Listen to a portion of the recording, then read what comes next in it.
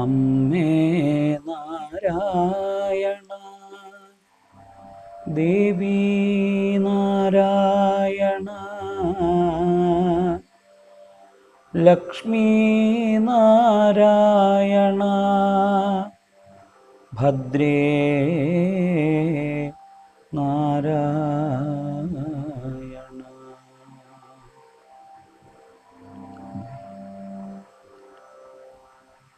എല്ലാ പ്രിയപ്പെട്ടവർക്കും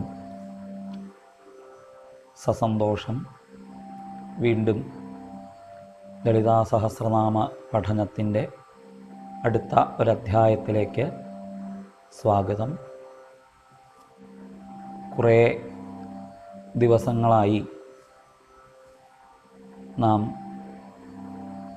ഈ സഹസ്രനാമത്തിൻ്റെ തുടർന്നുള്ള ഭാഷ്യം കേൾക്കാൻ വേണ്ടി കാത്തിരിക്കുകയാണ്. കഴിഞ്ഞ അധ്യായത്തിൽ 7ാമത്തെ നാമമായിട്ടുള്ള ചതുർബാഹു സമന്വിത എന്നതുവരെയുള്ള ഭാഗമാണ് നാം പറഞ്ഞിട്ടുണ്ടായിരുന്നത്. ആ ഭാഗം ഒന്നുകൂടി കേട്ടതിന് ശേഷം ഇന്നത്തെ ഭാഗത്തിലേക്ക് കടക്കുന്നത് ഉചിതമായിരിക്കും എന്ന് തോന്നുന്നു. ദേവിയുടെ സ്ഥൂല രൂപത്തെ വർണ്ണിക്കുന്ന ഭാഗമാണ് ഇനി അങ്ങോട്ട്. ഇന്ന് ദേവിയുടെ 4 കരങ്ങളെക്കുറിച്ച് പറയുന്നതായ ഭാഗം നമുക്ക് ശ്രദ്ധിക്കാം. ആ 4 നാമങ്ങളും ആദ്യമൊന്ന് ഒരുമിച്ച് പറയാം. രാഗസ്വരൂപപാശാഢ്യ ക്രോധാകാരാങ്കുശോജ്വല മനോരൂപേക്ഷുകോദണ്ഡ പഞ്ചതന്മാത്രസായക. ഈ 4 നാമങ്ങളുടെ സാമാന്യമായ അർത്ഥം രാഗമാകുന്ന രൂപത്തോടുകൂടിയ പാശത്താൽ ആഢ്യയായവൾ, ക്രോധത്തിന് ആകാരമായിരിക്കുന്ന അങ്കുശം അഥവാ തോട്ടി അതിനാൽ ഉജ്ജ്വലയായവൾ,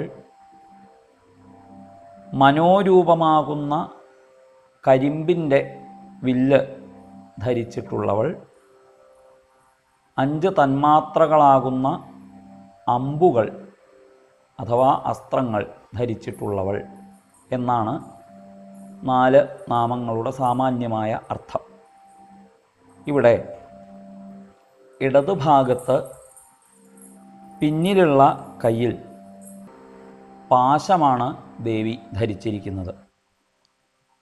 വലത് ഭാഗത്ത് പിന്നിലുള്ള കയ്യിൽ അങ്കുശവും, ഇടത് ഭാഗത്ത് ഉയർത്തി വച്ചിരിക്കുന്ന കയ്യിൽ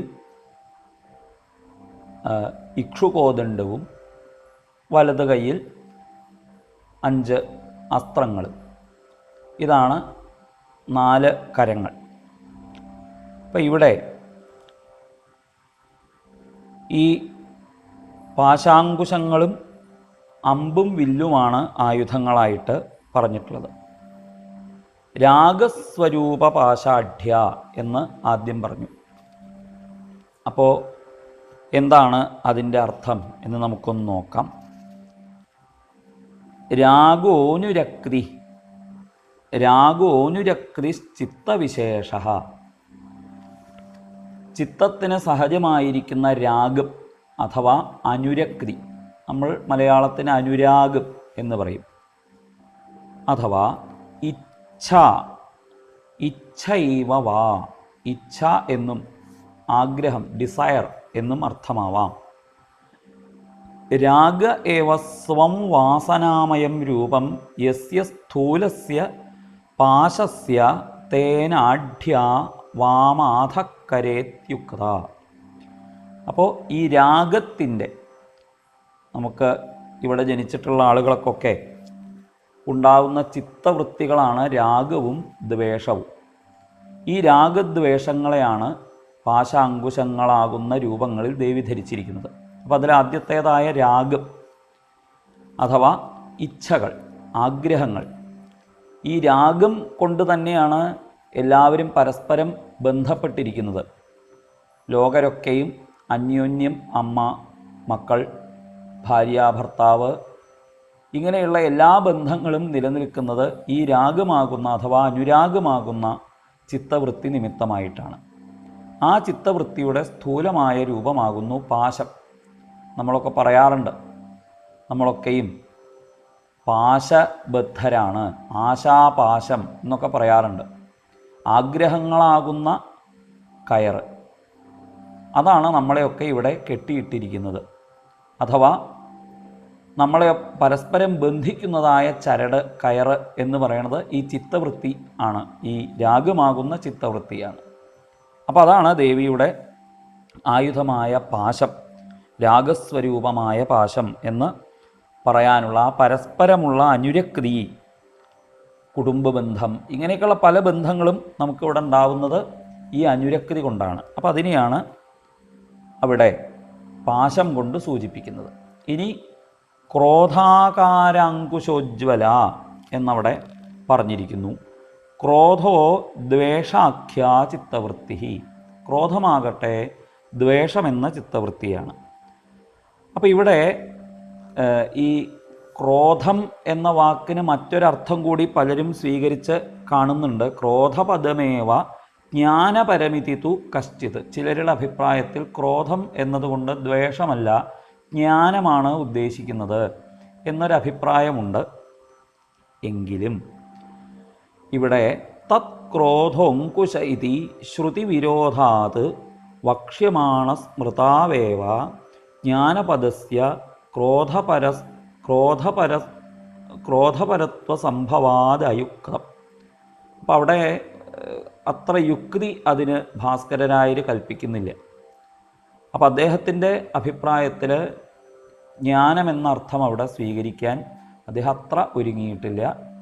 ഒരു കയ്യിൽ രാഗം, മറ്റേ കയ്യിൽ ദ്വേഷം എന്ന അഭിപ്രായത്തിനാണ് അദ്ദേഹം കൂടുതൽ ശക്തി കൊടുത്തിട്ടുള്ളത്. ചിലരുടെ അഭിപ്രായം ക്രോധം എന്നതിന് ജ്ഞാനം എന്നൊരർത്ഥം അവിടെ കൽപ്പിച്ചിട്ടുണ്ട് എന്ന് അദ്ദേഹം അഭിപ്രായപ്പെടുന്നു. എങ്കിലും തഥാചോക്തം പൂർവചതുശ്ശതി ശാസ്ത്രേ, പൂർവചതുശ്ശതി എന്ന ശാസ്ത്രത്തിൽ പാശ അങ്കുശൗ തദീയൗ തു രാഗദ്വേഷാത്മകൗ സ്മൃതൗ, പാശാങ്കുശങ്ങളെ രാഗദ്വേഷങ്ങളെന്ന് സ്മരിച്ചിട്ടുണ്ട്. തന്ത്രരാജ ഗ്രന്ഥത്തിലും വാസനാപടലത്തിൽ മനോഭവേദിക്ഷു ധനു പാശോ രാഗ ഉദീരിതഃ ദ്വേഷസ്യാദങ്കുശ പഞ്ചതന്മാത്ര പുഷ്പസായക. അപ്പോൾ അവിടെ ഈ തന്ത്രരാജ്യത്തിലും മനോഭവേത് ഇക്ഷുധനു, ഈ മനസ്സാണ് ഇക്ഷുധനുസ് അഥവാ ദേവിയുടെ കയ്യിലിരിക്കുന്ന വില്ല്. പാശോ രാഗ, പാശം രാഗവും, ദ്വേഷസ്യാദ് അങ്കുശ, അങ്കുശം ദ്വേഷവും, പഞ്ചതന്മാത്രകൾ പുഷ്പസായകങ്ങളും. കയ്യിലിരിക്കുന്ന പുഷ്പ അസ്ത്രങ്ങളൊക്കെ ശബ്ദം, സ്പരിശം, രൂപം, രസം, ഗന്ധം എന്നിങ്ങനെയുള്ള 5 സായകങ്ങളെ ആയിട്ടവിടെ കാണിച്ചിരിക്കുന്നു എന്ന് തന്ത്രരാജ്യത്തിലും. പിന്നെ ഉത്തര ചതുശ്ശതി ശാസ്ത്രത്തിലും ഇച്ഛാശക്തിമയം പാശം അങ്കുശം ജ്ഞാനരൂപിണം ക്രിയാശക്തിമയേ ബാണധനുഷി ദധതുജ്വലം എന്നിങ്ങനെ ഈ ഉത്തര ചതുശ്ശതി ശാസ്ത്രത്തിലും പറഞ്ഞിട്ടുണ്ട്. അതിൽ ഇച്ഛാശക്തിമയമായിട്ട് പാശത്തെയും അങ്കുശത്തെ ജ്ഞാനരൂപമായിട്ടും, അവിടെ ഈ ഇച്ഛാശക്തി എന്തും ചെയ്യാനുള്ള ഇച്ഛാശക്തിയായിട്ട് പാശത്തെയും, അങ്കുശത്തെ ജ്ഞാനമായിട്ടും, ക്രിയാശക്തിയായിട്ട് ബാണത്തെയും ബാണത്തെയും വില്ലിനെയും സൂചിപ്പിച്ചിട്ടുണ്ട്. അപ്പോൾ അവിടെ ഒരു ദിക്കിലാണ് ഈ ക്രോധശബ്ദം ഒരു ജ്ഞാനപരമായിട്ട് വ്യാഖ്യാനിക്കപ്പെട്ടിട്ടുള്ളത്. ബാക്കിയുള്ള ദിക്കിലൊക്കെ രാഗദ്വേഷങ്ങളായിട്ടാണ് പാശാങ്കുശങ്ങളെ സ്ഥൂല രൂപത്തിൽ ദേവി ധരിച്ചിരിക്കുന്നതിനെ ഇവിടെ വർണ്ണിക്കുന്നത്. അപ്പോൾ സങ്കല്പ വികല്പങ്ങളെ കൊണ്ട് വർത്തിക്കുന്ന മനസ്സാകുന്ന രൂപത്തോടു കൂടിയതാണ് ഇക്ഷുകോദണ്ഡ്. അതാണ് മനോരൂപേക്ഷുകോദണ്ഡ. സങ്കല്പ വികല്പങ്ങളെ കൊണ്ട് വക്രീഭവിച്ചിരിക്കുന്നു നമ്മുടെ മനസ്സൊക്കെയും. നമ്മുടെയൊക്കെ മനസ്സിനൊരു വളവുണ്ട്, നേരെയല്ല. മനസ്സ് നേരെയാവണം എന്ന് പറയാറുണ്ടല്ലോ. നമ്മുടെ മനസ്സ് നേരെയല്ല. അതാണ് അതിനെ വളഞ്ഞ വില്ല് പോലെ ഇവിടെ ദേവി സൂചിപ്പിക്കുന്നത്. നമ്മുടെ മനസ്സിൻ്റെ സ്വഭാവം ഇങ്ങനെ വളഞ്ഞിരിക്കുന്നതാണ്. സങ്കല്പ വികല്പങ്ങളെ കൊണ്ടാണ് അത് വളഞ്ഞിരിക്കുന്നത്. അപ്പോൾ ആ കരിമ്പിൻ്റെ വില്ല്, ആ വില്ല് ഉപയോഗിച്ച് മനസ്സിൻ്റെ ഈ വളഞ്ഞിരിക്കുന്ന മനസ്സിൻ്റെ ആ മനസ്സാകുന്ന വില്ലുപയോഗിച്ച് പ്രയോഗിക്കേണ്ട അസ്ത്രങ്ങൾ, ശബ്ദാദി വിഷയങ്ങൾ.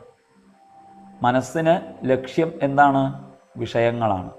ഇന്ദ്രിയങ്ങളെ ഉപയോഗിച്ച് മനസ്സ് ഈ വിഷയങ്ങളെ ആസ്വദിക്കുന്നു. വിഷയങ്ങൾ എന്ന് പറഞ്ഞാൽ എന്തൊക്കെയാണ്? ഓരോ ഇന്ദ്രിയങ്ങളും ആസ്വദിക്കുന്ന ശബ്ദം, സ്പർശം, രൂപം, രസം, ഗന്ധം എന്നിങ്ങനെ 5 എണ്ണം. അപ്പോൾ ഈ 5 തന്മാത്രകളെ, ശബ്ദ ആദികളാകുന്ന 5 തന്മാത്രകളെ സൂചിപ്പിക്കുന്ന 5 അസ്ത്രങ്ങൾ. അപ്പോൾ ആഗ്രഹം കൊണ്ട് രാഗവും, ആ രാഗത്തിന് വിഘ്നമുണ്ടാവുമ്പോൾ നമുക്കുണ്ടാവുന്ന ക്രോധവും, ക്രോധത്തിൽ നിന്ന് ഉണ്ടായിത്തീരുന്നതായ ബോധരാഹിത്യം കൊണ്ട് വന്ന സങ്കല്പ വികല്പങ്ങളെ കൊണ്ട് വളഞ്ഞിരിക്കുന്ന മനസ്സും, ആ മനസ്സിൻ്റെ എന്താണ് സത്യമെന്ന തിരിച്ചറിവില്ലായ്കയാകുന്ന ബോധരാഹിത്യം കൊണ്ടുവന്ന സ്മൃതിവിഭ്രമവും. ഈ സ്മൃതിവിഭ്രമം കൊണ്ടാണ് നമ്മൾ പല വിഷയങ്ങളുമാണ് നമ്മുടെ സന്തോഷത്തിന് കാരണം എന്ന് തെറ്റിദ്ധരിക്കുന്നത്. ഇതിനെയൊക്കെ സൂചിപ്പിക്കുകയാണ് ദേവിയുടെ ഈ 4 കൈകളിലിരിക്കുന്ന ആയുധങ്ങൾ. അപ്പോൾ ഇങ്ങനെ 4 കൈകളിലിരിക്കുന്ന ഓരോ ആയുധങ്ങളുടെ താല്പര്യം എന്താണ് എന്നവിടെ വർണ്ണിച്ചു തരുന്നു. 4 തൃക്കൈകളിലുള്ള പാശം, അങ്കുശം, ഇക്ഷുധനുസ്, അസ്ത്രങ്ങൾ, രാഗം, ദ്വേഷം, മനസ്സ് ആസ്വദിക്കുന്ന വിഷയങ്ങളാകുന്ന ശബ്ദാദി പഞ്ചതന്മാത്രകൾ. ഇതിനെ 4നെയും കൂട്ടിച്ചേർക്കുന്നതായിട്ടാണ് ദേവിയുടെ ഈ 4 കരങ്ങളെ ഒക്കെ ദേവി ലീലയ്ക്ക് വേണ്ടി ഉപയോഗിക്കുന്നു. ദേവിയുടെ കയ്യിൽ ഇതൊക്കെ ദേവി പിടിച്ചിരിക്കുന്നു. ഇവയൊക്കെ നിയന്ത്രിച്ച് ദേവി തൻ്റെ കയ്യിൽ വെച്ചിരിക്കുന്നു. ദേവിക്ക് ആവശ്യത്തിനനുസരിച്ച് അതൊക്കെ ഉപയോഗിക്കാം. നമുക്കതൊന്നും അങ്ങനെ കയ്യിൽ വെക്കാൻ സാധിച്ചിട്ടില്ല. നമ്മളതിനെയൊന്നും നിയന്ത്രിച്ചിട്ടില്ല. നമ്മളതിനുള്ള ദക്ഷത അല്ലെങ്കിൽ അതിനുള്ള സാമർഥ്യം നമുക്ക് കൈവന്നിട്ടില്ല. ദേവിക്കാണെങ്കിലോ മനസ്സും അതിൻ്റെ ചിത്തവൃത്തികളും രാഗദ്വേഷങ്ങളും ഒക്കെ കയ്യിൽ ദേവി ധരിച്ചിരിക്കുകയാണ്. അതിനെയൊക്കെ നിയന്ത്രിച്ച് കയ്യിൽ വച്ചിരിക്കുകയാണ് എന്നും ഇതിൽ നിന്ന് മനസ്സിലാക്കാം. ഇതാണ് ഈ 4 കരങ്ങളിലുള്ള ആയുധങ്ങളെ കൊണ്ട് സൂചിപ്പിക്കുന്നത്. തുടർന്നുള്ള ഭാഗങ്ങൾ നമുക്ക് അടുത്ത ദിവസം കേൾക്കാം.